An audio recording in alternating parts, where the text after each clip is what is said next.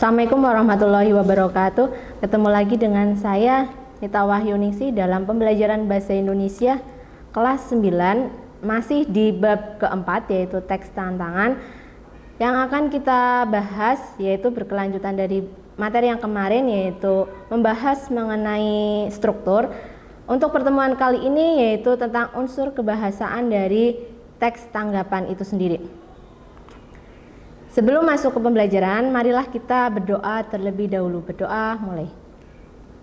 Doa selesai. Semoga dengan berdoa tadi pembelajaran kita pada pagi hari ini berjalan lancar dan apa yang kita pelajari dapat bermanfaat bagi kita semua. Amin. Oke, langsung saja, yaitu kompetensi dasar yang akan kita pelajari yaitu 3.8 tentang menelaah unsur kebahasaan teks tanggapan. Yang kita tanggapi itu bisa berupa lingkungan hidup, kondisi sosial, atau keragaman budaya. Tanggapan bisa berupa kritik, sanggahan, atau pujian yang didengar ataupun dibaca oleh kita. Tujuannya, otomatis siswa mampu menelaah unsur kebahasaan dari teks tanggapan, yaitu bisa lingkungan hidup, kondisi sosial, keragaman budaya, ataupun yang lainnya yang ada di sekitar kita. Bisa berupa kritik, sanggahan, ataupun pujian yang didengar dan dibaca. Oke? Unsur kebahasaan teks tanggapan, kalian bisa sambil membuka buku paket yang kalian bawa pulang. Silakan kalian bisa membukanya di halaman 99. Di situ ada beberapa materi berkaitan tentang unsur kebahasaan teks tanggapan, yaitu ada 4. Salah satunya atau yang nomor 1 yaitu kalimat kompleks, yang kedua ada kata tugas, yang ketiga ada kalimat deskriptif, dan yang terakhir yaitu penggunaan kalimat penilaian. Oke, kita lanjut untuk unsur kebahasaan yang pertama, yaitu tentang kalimat kompleks. Seperti yang sudah pernah kita pelajari, bahkan sudah berulang kali kita pelajari di kelas 7, kelas 8, dan bahkan di kelas 9 semester 1 dan 2, itu kalian sering sekali bertemu dengan namanya kalimat kompleks. Apa sih itu kalimat kompleks? Yaitu sebuah kalimat yang memiliki lebih dari 2 struktur kalimat atau 2 verba. Verba itu adalah kata kerja yang ada di dalam kalimat. Dalam satu kalimat itu minimal harus ada 2 kata kerja agar bisa menjadi kalimat kompleks. Contohnya, Hanif rajin mengerjakan tugas sekolah agar mendapatkan nilai bagus. Di dalam contoh kalimat tersebut, dari contoh satu kalimat itu kita temukan adanya 2 verba atau 2 kata kerja, yaitu kata mengerjakan dan kata mendapatkan. Jadi kalimat itu sudah memenuhi syarat dikatakan sebagai kalimat kompleks karena ditemukan 2 kata kerja di dalam kalimat tersebut. Lanjut. Unsur kebahasaan yang kedua adalah kata tugas. Kata tugas yaitu sebuah kata gramatikal yang tidak bisa bergabung dengan afiks. Afiks yaitu imbuhan dan tidak mengandung makna leksikal. Sederhananya, kata tugas itu punya makna dalam kalimat tetapi tidak punya makna di dalam Kamus Besar Bahasa Indonesia.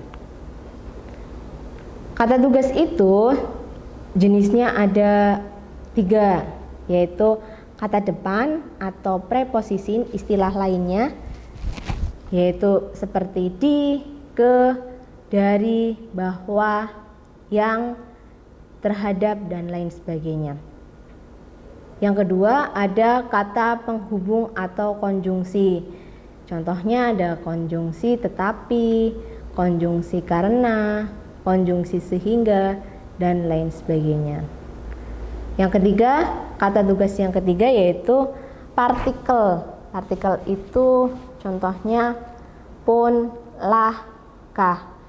Contoh partikel lah dan partikel kah itu sering kita jumpai di dalam teks prosedur. Itu di dalam teks prosedur kita sudah pernah mempelajari partikel lah dan partikel kah, yaitu di dalam kalimat perintah.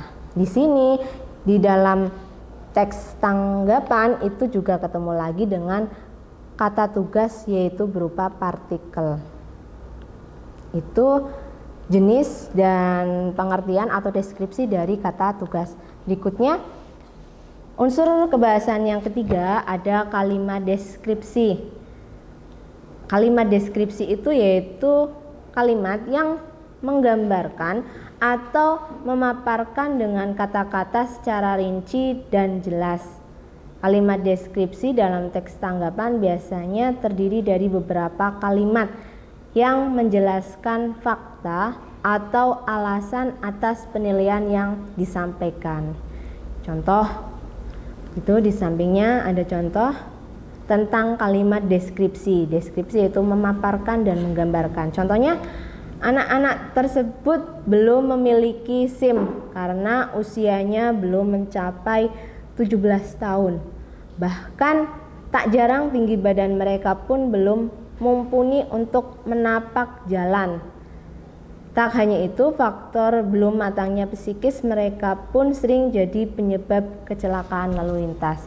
Itu deskripsi pemaparan kenapa seorang anak yang belum mencapai usia 17 tahun itu tidak diperbolehkan mengendarai sepeda motor. Alasannya harus dipaparkan, yaitu berupa fakta dan alasannya.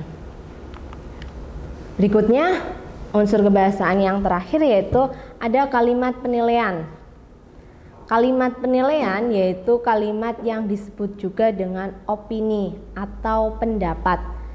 Dalam teks tanggapan, kalimat penilaian itu bisa berupa penilaian positif, yaitu berupa pujian, ataupun penilaian negatif, yaitu berupa kritikan. Contoh tentang kalimat penilaian. Saat ini bukan waktu yang tepat bagi pemerintah untuk memiliki pesawat kepresidenan. Alasannya, karena pesawat tersebut membutuhkan biaya operasional yang sangat tinggi.